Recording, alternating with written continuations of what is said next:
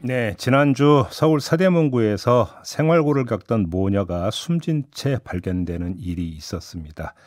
8월에 수원 세모녀 사건에 거의 복사판 아니냐 이런 지적이 나오고 있고 왜 이런 일이 반복되고 있느냐 이런 참 답답함 토로하는 분들도 많이 있는데요. 정성철 빈곤사회연대 사무국장 연결해서 잠깐 이야기 나눠보겠습니다. 나와 계시죠? 네, 안녕하세요. 네, 수원 사건하고 거의 동일하다 이렇게 보십니까, 국장님도? 네, 네, 동일하다고 생각을 하고요. 네. 분배에 실패한 사회의 증거가 좀 계속되고 있는 안타까운 상황이라고 생각합니다. 근데 결국은 이 두 사건을 보면은 주소지하고 실제 거주지가 달랐고, 그래서 네, 복지 사각지대가 발생을 했고, 그래서 최종 결론은 비극이다 이런 거 아니겠습니까? 네, 네, 맞습니다. 이걸 어떻게 좀 보완하고 개선할 수 있는 방법이 없는 겁니까? 사실 지난번에도 말씀드렸다시피 현재 정부에서 발표하고 있는 대책은 지금과 같은 비극을 막을 수 있는 대책은 아니라고 생각하고요. 음, 네, 조금 더 현상이 아니라 음, 좀 시스템을 조명하고 네. 제도 개선에 나서야 하는 것 같습니다. 자, 일단 그 부분 좀 잠깐만 미루고요. 일단 궁금한 게 하나 네네. 있는데, 네. 뭐냐고 하는데 모친이 전직 공무원으로 월 200만 원 가량의 연금을 수령해 왔다라는 지금 보도가 있던데, 근데 네. 왜 이런 일까지 발생을 했을까? 사실 좀 궁금한 부분이 있거든요. 혹시 좀 파악하신 내용이 있습니까? 아니요. 저희가 별도로 파악한 내용은 없긴 한데요. 예. 근데 이 빈곤 문제라는 것이 굉장히 다양하게 나타나거든요. 그러니까 음, 사람들의 삶이 다양한 만큼 네, 빈곤 문제 역시 다양할 수밖에 없는데 그렇죠. 물론이죠. 이게 예. 뒤에서 또 좀 말씀드리고 싶기는 하지만 음, 이게 지금 이런 비극이 발생했을 때 우리가 보통 복지제도에 좀 초점을 많이 맞추잖아요. 그렇죠. 예, 하지만 이 빈곤을 발생시킬 수밖에 없는 복지 정책과 연결된 다른 좀 정책들도 같이 살펴봐야 할 필요가 있을 것 같습니다. 어떤 정책을 말씀하시는 거예요? 네, 되게 전반적인데요. 그러니까 예. 예를 들어서 그러니까 노동 정책과 예, 예, 관련해서도 예, 예. 예, 그렇고 예, 그렇습니다. 자, 그러면 지난 24일에 복지부가 네, 복지 사각지대 발굴 및 지원 체계 개선 대책이라고 하는 걸 발표를 했는데 지금 그 네, 저희가 이야기하고 있는 거 이게 바로 직접적으로 연결되는 부분 아니겠습니까?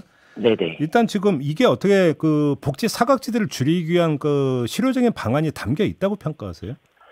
아니라고 생각합니다. 지난번하고 똑같이 어쨌든 이 가난한 사람들의 민감한 개인정보를 몇 종 더 모으겠다라는 대책에 불과하기 때문에 아, 사실 2014년부터 그런 정책은 계속 반복돼 왔던 거거든요. 그러니까 수원 세모녀 하지, 사건 후에 나왔던 그 대책을 그냥 담은 거 그 수준입니까, 그러면? 더 많은 개인정보를 수집하겠다라는 것인데, 네. 과거부터 이런 가난한 사람들의 죽음이라는 비극이 발생했을 때, 음. 똑같은 대책이 발표됐었어요. 예. 그러니까 10종에서 40종으로 늘리겠다. 계속 늘어왔던 건데, 음. 사실상 그렇게 늘려왔어도 반복되어 왔던 것이거든요. 저 그러면 근본 대책은 뭐라고 보세요, 국장님께서 보시기에는? 네, 일단은, 그러니까 복지제도가 필요한 사람들을 이 복지제도가 환영하지 않는 문제라고 생각을 하는데요. 음. 그러니까 오늘 좀 말씀드리고 싶은 것은 다른 소득재산 기준과 같은 선정 기준도 있겠지만 네.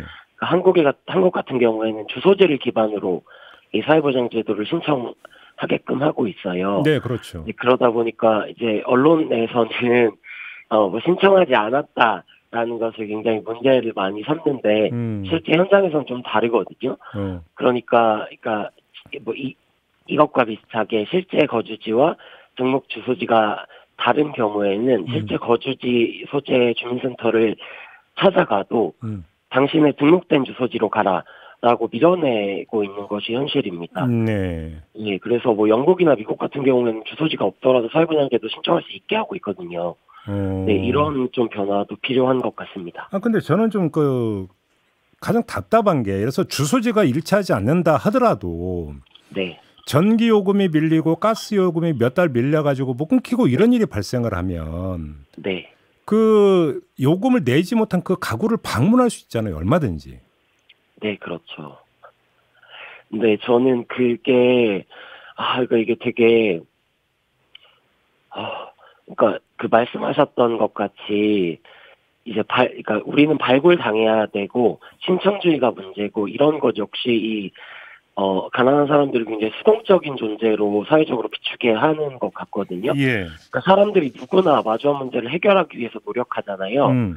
네, 똑같다라는 말이죠. 그 사람들은 가만히 능동적으로 있지는 않거든요. 그러니까 뭐 많은 것들을 시도하는데, 네, 그 끝에 이런 극단적인 비극이 발생하는 것이기 때문에, 네, 좀 이 사람들을 어떻게 찾아낼 수 있을까에 대한 이야기도 당연히 해야 되긴 하겠지만, 그럼 이 사람들이 그렇게 주민센터를 방문하고 노력을 할 때, 이 사회보장제도라는 것이 사회안전망이 얼마나 그 사람들을 환영하는, 쉽게 얘기하면 그 네, 사회를 환영이라고 만들 하는 것인가. 말씀은 내가 얼마나 가난한지 그래서 그러니까 복지 혜택을 받아야 되는 건지를 본인이 입증하는 과정에서 발생하는 수치심이나 모멸감 이런 것들 말씀하시는 겁니까? 네, 맞습니다. 그런 것과 더불어서 제도가 너무 어려운 문제도 있고요. 예. 뭐 반대로 생각하면은 이제 세금 관련해서 대다수의 사람들이 감면해준다. 혹은 뭐 연말정산 때 뭐를 신청하면 환급 금액이 는다. 이런 것들 다 신청하잖아요. 예. 네네, 똑같다라는 거죠. 그런 시도를 그렇게 하는데 그 안에서 어쨌든 차별받지 않고 좀 제도가 쉽게 나를 권리로서 받고 있다라는 느낌을 받게 하기 위해서는 예. 사실 그런 문화를 만들기 위해서는 제도가 개선되어야 하는 문제가 있습니다. 그러니까 정부에서는 발로 찾아가는 복지 서비스 이 점을 상당히 강조하는데 그게 중요한 게 아니라 그러니까 문턱이 없는 복지 서비스 이게 더 중요하다 이런 말씀이신 거잖아요. 네, 맞습니다. 뭐 찾아갈 수 없는 사람들에게는 당연히 찾아가야겠죠. 거동이 불편하거나 예. 이제 정보가 취약한 사람들에게는 가야겠지만 네, 모두가 그런 것은 아니거든요. 네. 그래서 누구라도 쉽게 주민센터에 찾아가서 자신의 어려움을 호소하고 거기서 이제 필요한 것들 지원을 요구할 수 있는 어떤 이런 시스템이 좀 마련돼야 된다. 이런 취지로 이해를 하겠습니다. 국장님 말씀을. 네, 맞습니다. 예. 갈 길이 참 머네요. 알겠습니다. 말씀 잘 들었습니다. 고맙습니다. 네, 감사합니다. 네, 정성철 빈곤사회연대 사무국장이었습니다.